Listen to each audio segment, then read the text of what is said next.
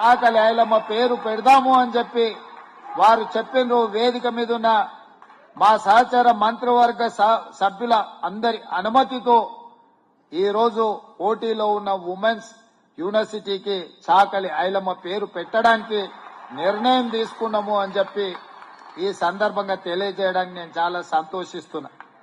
అదేవిధంగా ప్రారంభంలో అలేఖ్య గారు వారు ప్రదర్శించిన దృశ్య కావ్యం ఒక స్ఫూర్తిని నింపింది. వారిని వారి టీంను కూడా మనస్ఫూర్తిగా అభినందిస్తున్నా. వారి కమిట్మెంట్, వారి కన్విక్షన్, వారి ఏకాగ్రత వారు ప్రదర్శించిన దృశ్య కావ్యంలో కళ్లకు కట్టినట్టుగా కనిపించింది. ఏకాగ్రత ఉంటే తప్ప అంత గొప్పగా నృత్య ప్రదర్శన చేయడం సాధ్యం కాదు. వారిని వారి బృందాన్ని కూడా మనస్ఫూర్తిగా నేను అభినందిస్తున్నా. అదేవిధంగా వేదిక మీద మా మహిళా కమిషన్ చైర్పర్సన్ గారు నేరెళ్ల శారద గారు ఉన్నారు.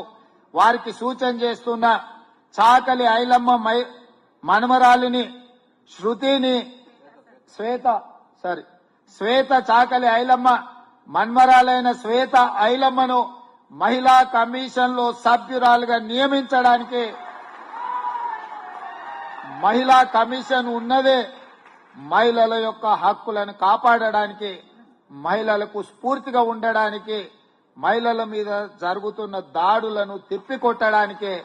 అందుకే ఈరోజు మహిళా కమిషన్ చైర్పర్సన్ నేరెళ్ల శారద గారికి నేను సూచన చేస్తున్నా. ప్రభుత్వం తొందరలోనే నియామక పత్రాలు విధి విధానాల పరంగా విడుదల చేస్తుంది.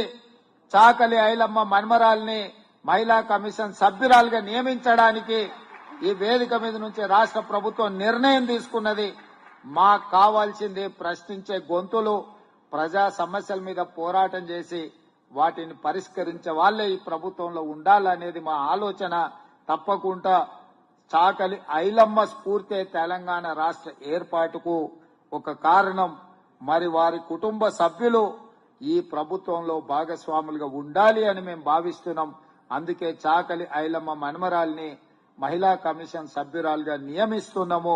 తప్పకుండా మహిళల హక్కుల యొక్క రక్షణకు వారు సంపూర్ణంగా, వారి మాటలను బట్టి నాకు చాలా గట్టి నమ్మకం ఏర్పడ్డది.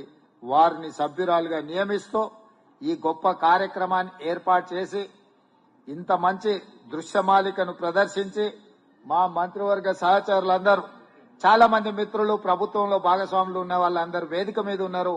వాళ్ళందరికీ పేరు పేరున ఈ కార్యక్రమానికి వచ్చినందుకు అభినందిస్తూ, ఇంత అద్భుతంగా నిర్వహించిన నిర్వాహకులను కూడా మనస్ఫూర్తిగా అభినందిస్తూ మీ అందరి దగ్గర సెలవు తీసుకుంటున్న మిత్రులారా.